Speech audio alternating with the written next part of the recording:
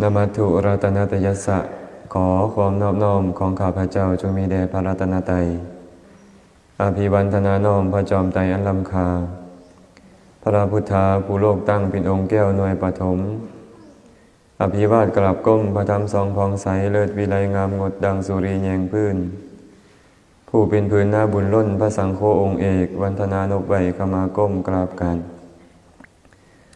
ขอโอกาสครูบาอาจารย์พระสงฆ์สมณีกล่าวอนุโมทนาคาถาในซองก่อนสันพัตตาหารเจ้าเล็กน้อยสีรังระเคยเมธาวีปัทยาโนตโยสุเคปสังสังวิตลาพันจาเปจสักเคปโมทานังอาการนโตปิเจปาปังการนตามุปเสวติสังกิโยโหติปาปัสมิงอวันเนจัสโรหะติยาจิสังกุรุเตมิตังยาจิสังจุปเสวติสเวตาจิสโกโหติสหวาโสหิตาทิโสเสวามาโนเสวามานังสัมพุทโธสัมพุสังปะลังสโลทุตโธกลาปังวะอริตามุปลิมปาติอุปเลปะพยาธิโรเนวปาปัสสคาสิยาปุติมาชังกุสักเคนะโยนาโรอุปนัยหติกุสาปิปุติวายันติเอวังภาลุปเสวานาตาคารัญจาปลาเสนาโยนาโรอุปนัยหติปัตตาปิสุรพีวายันติเอวังทีรูปเสวานาตัสมาปัตตาปุตตัสเสวาญัตตวาสัมปะกมัตตโนอสันเตนุปเสเวยาสันเตเสเวยาปันติโตอสันโตนิระยังเนนติสันโตปาเปนติสุขาติ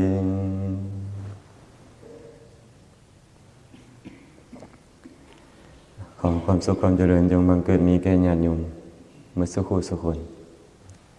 มื้อนี้ก็เป็นวันปีใหม่ ปีใหม่ของคริสตศักราชเป็นวันที่1 เดือน 1ปี2023หลายๆคนก็เข้าวัดเพื่ออยากจะไปขอพรอยากได้พรจากพระสงฆ์องค์ข้าเจ้าอาตมาก็คือกันก็สิให้พรแต่พรที่ว่านี่ก็คือธรรมะธรรมะนั่นแหละพรที่เราเอิ้นกันก็เฮาใช้คำว่าพรเนื่องจากภาษาบาลีมาจากคำว่าวระหรือพละแปลว่าสิ่งที่ประเสริฐเราเอิ้นว่าพรแม่นอย่างไรที่จะประเสริฐยิ่งกว่าธรรมะบ่มีแม้แต่พระสัมมาสัมพุทธเจ้าเพิ่นก็ยังสักการะเคารพนับถือนอบน้อมต่อธรรมเพราะฉะนั้นธรรมะนั่นแหละจึงเป็นพรอันประเสริฐของพวกเรามีคาถาหนึ่งที่พระพุทธเจ้าตรัสไว้ที่คุตตกนิกายอิติวุตตกะที่อาตมายกขึ้นมากล่าวเมื่อกี้นี้พระพุทธเจ้าตรัสกับภิกษุทั้งหลายบอกว่าภิกษุทั้งหลาย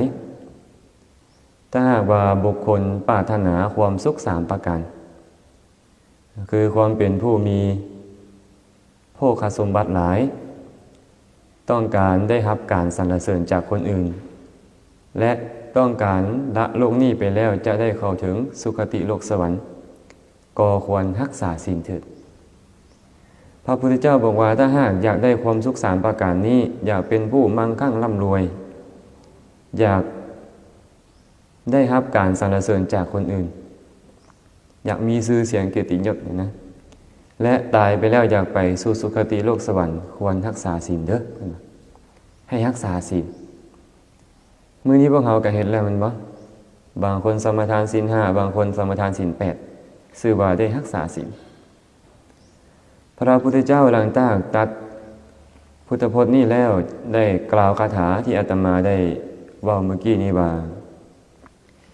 สีลังรักเขยะเมธาวีปัทยาโนตโยสุเขปะสังสังวิตลาพันจะเป็จจสักเคปะโมท่านังพระองค์บอกว่านักปราชญ์บัณฑิตผู้มีปัญญาเมธาวีแปลว่าผู้มีปัญญาปรารถนาอยู่เสริงความสุขสามประการปัทยาโนตโยสุเขคืออย่างล่ะปะสังสังต้องการได้รับการสรรเสริญจากคนอื่นวิตลาพังต้องการเป็นผู้มีโภคสมบัติเครื่องปลื้มใจเปจจสักเคปะโมทนังและต้องการบันเทิงในสุคติโลกสวรรค์ควรรักษาศีลสีลังรักเขยะแปลว่าเพิ่งรักษาศีลต้องการจะมีความสุขสามประการนี่รักษาศีลเด้อเพราะอย่างล่ะเพราะศีลเป็น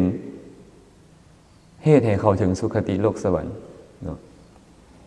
มีพระเถระองค์หนึ่งเพิ่นได้กล่าวไว้เพิ่นบอกว่าอาทิสีลังปฏิฐาจะกัลยาณัญจะมาตุกังปะมุขขังสัพพธรรมานังตัสมาสีลังวิโสทะเยศีลเป็นเบื้องต้นอาทิเป็นเบื้องต้นปฏิฐาจะเป็นที่ตั้งลงของคุณธรรมทั้งหลาย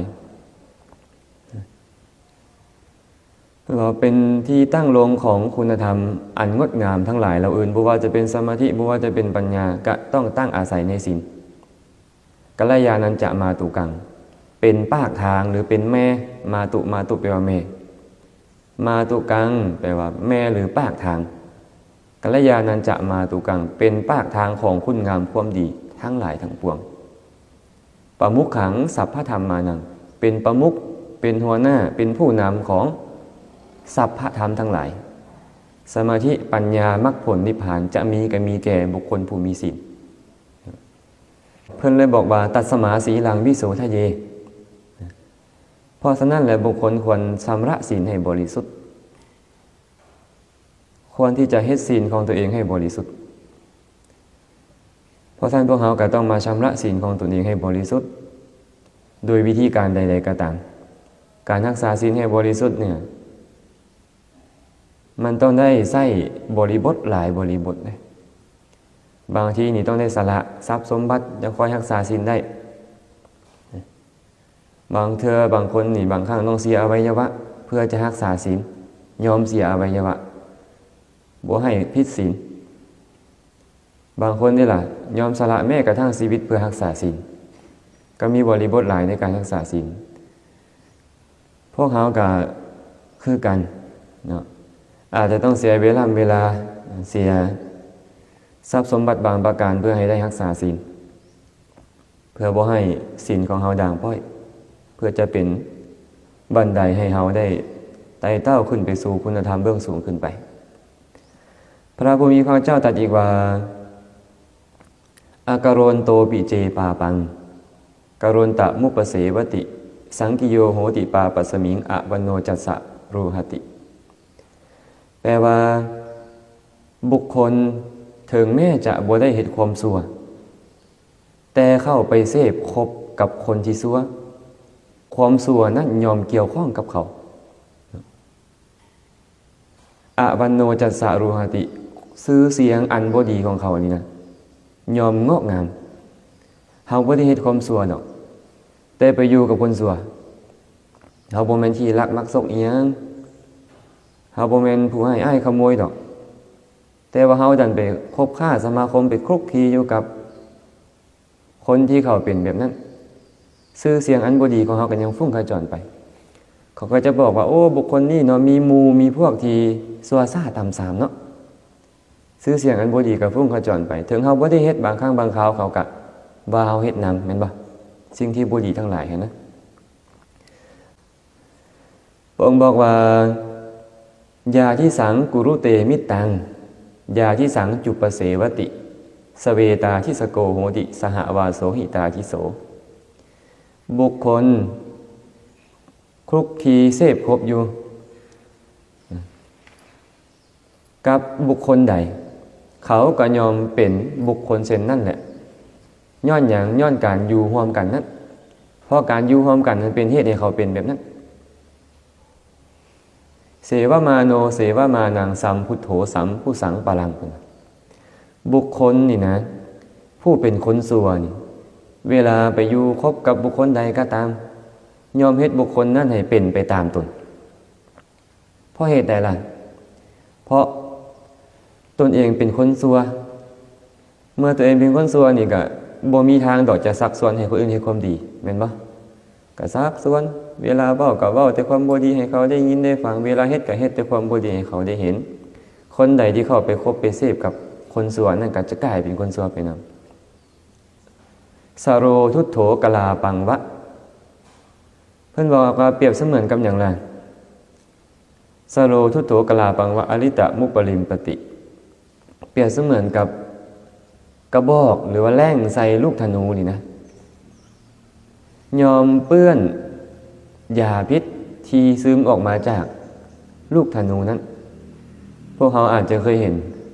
เวลาเขาเฮ็ดหน้าเก๊กหน้าน่องเขาเอิ้นนะเขาก็จะเอายางน่องเอาพวกยาที่เป็นพิษนะมาใส่กับลูกธนูเขาลูกหน้าเขาเพื่อใส่ยิงสัตว์เมื่อลูกธนูหรือลูกหน้าเขานั้นเปื้อนยาพิษแล้วเอาไปใส่กับ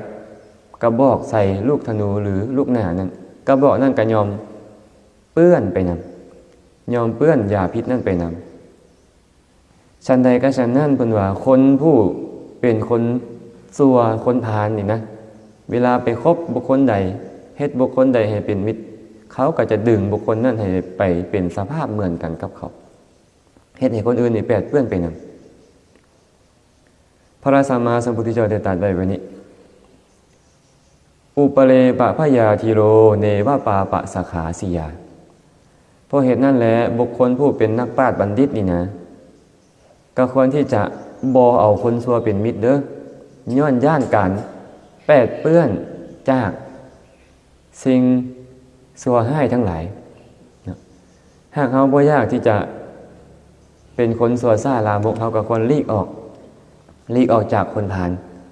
บ่คบคนพาลนั้นเป็นมิตรบ่เอาเขามาเป็นมิตรถ้าเอาเขาเป็นมิตรจะเป็นจังไดล่ะพระองค์เลยบอกว่าปูติมัจฉังกุสักเขนะโยนะโรอุปนัยหติกุสาปิปูติวายันติเอวังพาลูปเสวนาบุคคลหอป่าเนาด้วยใบหญ้าคาใบหญ้าคานั่นก็ยอมทรงกินเหม็นฟุ้งขจรไปฉันใดบุคคลใดคบคนพาลให้เป็นมิตรกับมีอุปมาเหมือนกันพระพุทธเจ้าบอกว่าก็เห็นบ่เขาเอาปลาเนาเอาปลาแดกนี่นะไปห่อกับใบหญ้าคาเอาใบหญ้าคานั้นมาห่อถึงแม่นว่าใบหญ้าคานั้นมันบ่ได้แม่นธรรมชาติที่เหม็นมาแต่เดิมดอกแต่ย้อนมาเกือกกลัวกับป่าเนาป่าเหม็นนั้นมันเลยเฮ็ดให้ใบหญ้าคาถึงเอิ้นว่าใบหญ้าคาเหม็นไปนำฉันใดก็ฉันนั่นแหละหากเฮาไปคบคนชั่วนี่นะเฮาอาจจะบ่ชั่วมาแต่เดิมเด้เวลาได้ยินเขาเว้าเรื่องแบบนี้เรื่อยๆได้เห็นเขาเฮ็ดแบบนี้เรื่อยๆนี่นะใจเฮาจะน้อมไปนำอาตมาจึงเคยเล่าเรื่องของพระโมคคัลลานะให้พวกเขาฟังมันบ่พระโมคคัลลานะนี่ฮักพ่อฮักแม่หลายแต่หลังจากแต่งงานแล้วนี่นะเมียก็ยั่วให้ฆ่าพ่อฆ่าแม่ยั่วเทื่อที่1ก็บ่เป็นหยังบ่เอานำยั่วเทื่อที่2เทื่อที่3ไปก็บ่เฮ็ดตามแต่สุดท้ายเด้ล่ะสุดท้ายก็ตัดสินใจฆ่าพ่อฆ่าแม่ของตัวเองย้อนคำของเมียนั้นเห็นบอกเมียเป็นอันธพาลตัวเองนี่เป็นคนดีอยู่ดอกฮักพ่อฮักแม่ดีแต่ว่าไปคุกคีอยู่กับเมียกับภรรยาผู้เป็นคนพาลนั่นนะมันก็เลยเฮ็ดให้ตัวเองนี่ต้องเฮ็ดไปตามเขาย้อนการได้ยินอยู่เรื่อยๆนั้นเขากอกหูอยู่ซุมื้อซุวินพระพุทธเจ้าเลยอุปมาให้เฮาฟังเหมือนกับใบหญ้าคาห่อป่าเนาพระองค์ตรัสอีกว่าตักขรัญจะปราเสนะโยนะโลอุปนัยหติปัตตาปิสุรพีวยันติเอวังพาลูปเสวนาบุคคลเอาใบไม้ห่อไม้จันหอมห่อไม้เกศนาไม่หอมใบไม้นั่นก็ยอมทรงกินหอมฟุ้งขจรไปฉันใดก็ฉันนั่น บุคคลใดคบบัณฑิตนักปราชญ์ให้เป็นมิตรก็มีอุปมาเหมือนกันนั่นแหละตรงกันข้ามกันเนาะหากเขาเอาใบไม้เอาบวกใบกล้วยใบตาลเป็นต้นนี่แหละหรือว่าใบไม้ชนิดใดชนิดหนึ่งไปห่อของหอมห่อไม้เกสนาห่อไม้จันทร์หอมต่างๆเห็นนะใบไม้นั่นก็จะหอมไปนำพอกินของหอมติดอยู่ในใบไม้นั้นฉันใดก็ฉันนั่นเด้อมันบุคคลใดก็ตามเข้าไปคบคนดีเป็นมิตรนี่นะคบนักปราชญ์เป็นมิตรนี่เขาก็จะมีความเจริญไปตามนักปราชญ์บัณฑิตนั้นเป็นไปค่อยตามนักปราชญ์บัณฑิตนั้นแบบนี้พระองค์ได้ตรัสต่อไปว่าตัสมาปัตตะปุตัสเสวะยัตตวาสัมปกะมัตตโนอสันเตมุปเสเวยะสันเตเสเวยะปันดิโตอสันโตนิระยังเนนติสันโตปาเป็นติสุขติงเมื่อบุคคลมาหู้ประโยชน์ตนและมาเล็งเห็นอุปมาของเอาใบไม้ห่อป่าเนานี้แล้วก็ควรที่จะคบคนดีให้เป็นมิตรเด้อบ่ต้องคบคนพาลเพราะอย่างล่ะเพราะคนพาลนำไปนรกบัณฑิตยอมนำไปสวรรค์พระพุทธเจ้าก็เลยย้ำเข้ามาพวกเจ้าหู้เลยเด้อุปมาข้อนี้นะอุปมาว่าเอาใบหญ้าคาห่อป่าเนาแล้วมันเหม็นคบคนพาลมันก็เฮ็ดให้เฮาพาลไปนำอุปมาอีกอุปมาหนึ่งเอาใบไม้ห่อของหอมมันก็เฮ็ดให้ใบไม้หอมไปนำเฮาคบนักปราชญ์บัณฑิตเฮาก็จะเป็นนักปราชญ์บัณฑิตตามไปนำเมื่อมาฮู้แบบนี้แล้วฮู้ประโยชน์ตนแบบนี้แล้วเฮาก็ต้องเลือกแล้วบ่เนี่ยเลือกแบบใดล่ะเลือกคบคนดีบ่คบคนพาลเพราะคนดีพาเฮาไปสู่สุคติโลกสวรรค์คนพาลจะพาเฮาไปนรกเฮาก็ต้องเลือกเพราะนั่นนี่เป็นพรปีใหม่ปีใหม่นี้เราก็ต้องมาเลือกคบคนแบบนี้คบคนแบบใดจะเอื้อนว่าคนพาลคนแบบใดเอื้อนว่าบัณฑิตเฮาฮู้ดีนั่นแหละผู้ใดมักเว้าซัวมักเฮ็ดซัวผู้นั้นเอื้อนว่าพาลเห็นบ่ผู้ใดมักเว้าดีเฮ็ดดีผู้นั้นเอื้อนว่าบัณฑิตพระพุทธเจ้าก็บอกว่าเครื่องหมายของบัณฑิตนี่นะก็คือเฮ็ดดีเว้าดีคิดดีเครื่องหมายของคนพาลก็คือเฮ็ดซัวเว้าซัวคิดซัวเฮาก็เบิ่งได้ว่าผู้ใดเป็นนักปราชญ์บัณฑิตเป็นคนพาลเมื่อเป็นเช่นนั้นเฮาก็เลือกคบนักปราชญ์บัณฑิตเนาะเว้นห่างจากคนพาลพระสัมมาสัมพุทธเจ้าเคยตรัสไว้ในอังคุตรนิกายติกนิบาตบอกว่าภิกษุทั้งหลายบุคคล3ประเภทมีปรากฏอยู่ในโลกนี้3ประเภทคือผู้ใดได้ล่ะ1บุคคลผู้ควรรังเกียจบ่ควรเสพบ่ควรคบบ่ควรเข้าไปใกล้2บุคคลผู้ที่ควรวางเฉยบ่ควรเสพบ่ควรคบบ่ควรเข้าไปใกล้และ3บุคคลผู้ควรเข้าไปเสพไปคบควรเข้าไปนั่งใกล้บุคคล3ประเภทนี้แหละมีปรากฏอยู่ในโลกบุคคลผู้น่ารังเกียจควรรังเกียจบ่ควรคบบ่ควรเสพบ่ควรเข้าไปนั่งใกล้เป็นแบบใดบุคคลใดก็ตามเป็นคนทุศีลมีธรรมอันต่ำทรามเป็นผู้ที่มีจิตใจบ่งดงามเป็นผู้ที่ทุศีลมีธรรมอันต่ำทรามนั่นแหละบ่แม่นสมณะก็เป็นปฏิญาณตัวเองว่าเป็นสมณะบ่แม่นผู้ประพฤติพรหมจรรย์กับปฏิญาณตัวเองว่าเป็นผู้ประพฤติพรหมจรรย์เป็นผู้เปียกชื้นด้วยตัณหาเป็นผู้เนาในภายในเป็นบุคคลที่ควรน่ารังเกียจพุ่นน่ะบ่ควรคบบ่ควรเสพบ่ควรเข้าไปใกล้ข้อนั้นเพราะเหตุใดล่ะจึงบ่ควรคบบ่ควรเสพบ่ควรเข้าไปใกล้นี่นะเพราะว่าถึงเฮาจะบ่ถือเอาเป็นทิฏฐานุคติก็ตามแต่ว่า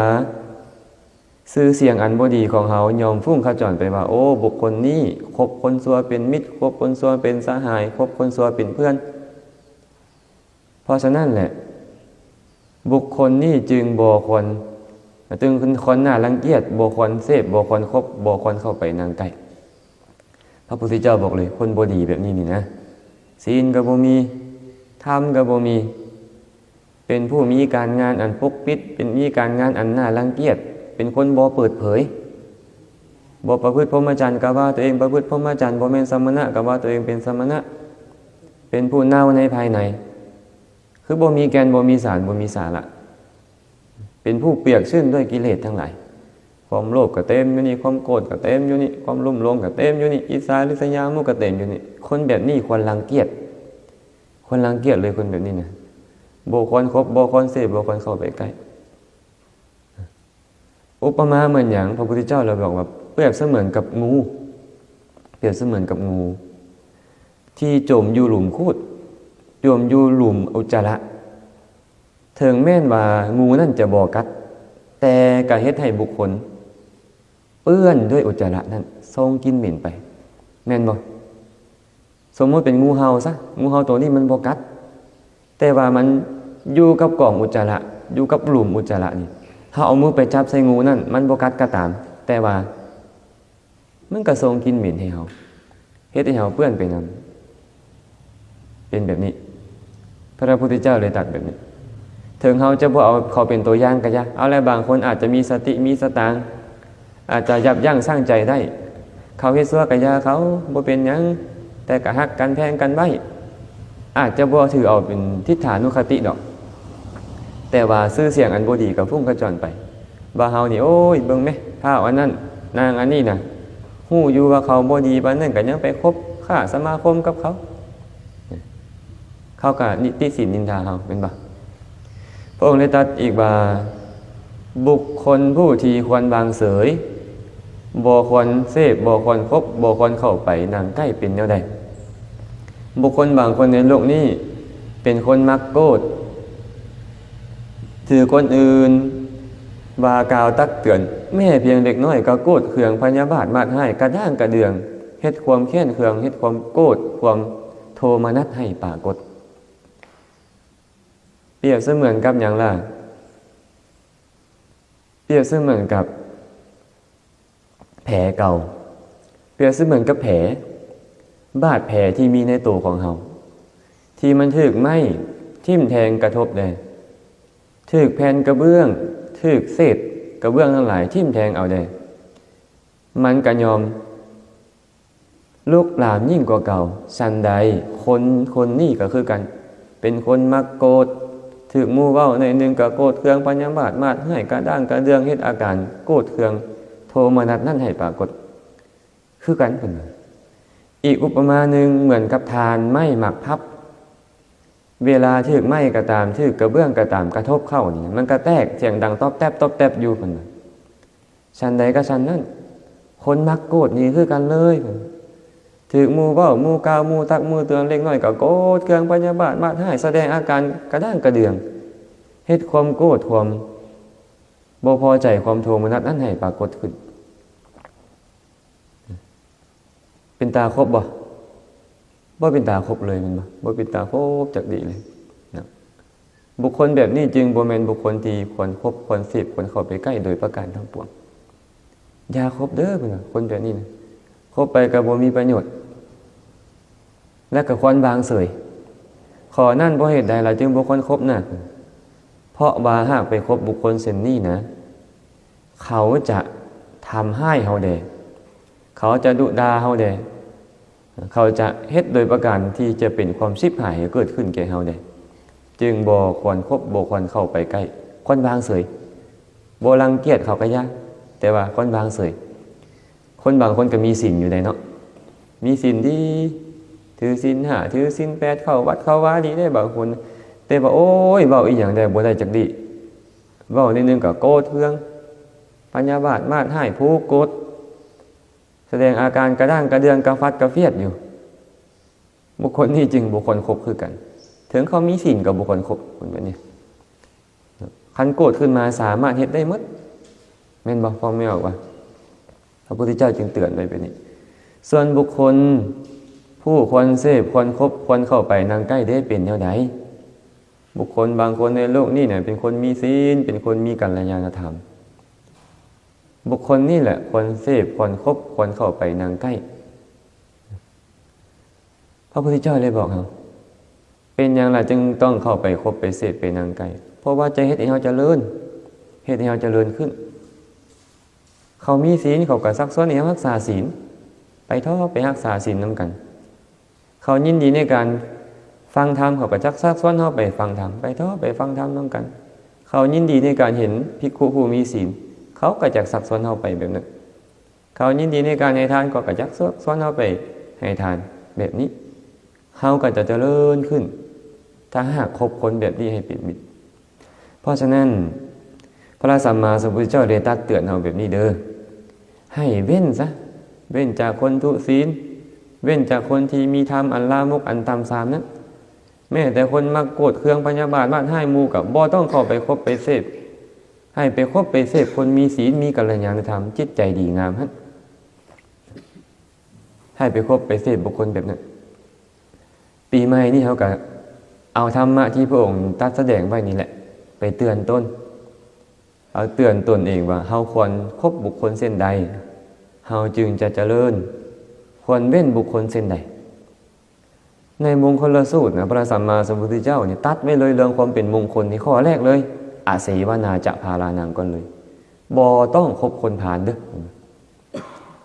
ปันดิตานันจะเสวนาแต่ว่าให้เข้าไปคบนักปราชญ์บัณฑิต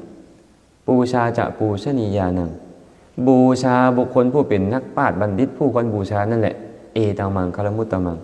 เป็นสิริเป็นมงคลเป็นเหตุให้เจริญอย่างสูงสุดเพราะท่านเนาะมื้อนี้เป็นมื้อแรกของปีใหม่ก็ให้พรญาติโยมไปด้วยธรรมะคำสอนที่พระพุทธเจ้าจะแสดงไว้นี้ก็ฝากให้ญาติโยมเอาไปเป็นคติเตือนใจตนให้ได้นำไปคบคิดพินิจพิจารณาหินตองและก็นำไปประพฤติปฏิบัติตามสมควรมื้อนี้ก็ขอจบปกิณกะสาระธรรมลงเพียงเท่านี้ก่อน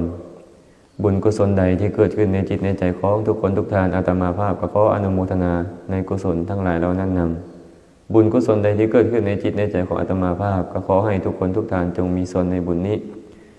ขอให้บุญทั้งเมื่อจงเป็นปัจจัยให้เฮาทานทั้งหลายจงได้ประสบพบเจอแต่ความสุขปราศจากทุกข์ทั้งปวงท้ายที่สุดแล้วก็ขอให้เฮาทานทั้งหลายจงได้บรรลุถึงมรรคผลนิพพานในอนาคตการอันใกล้นี้โดยทั่วกันทุกทานทุกคนเทอญ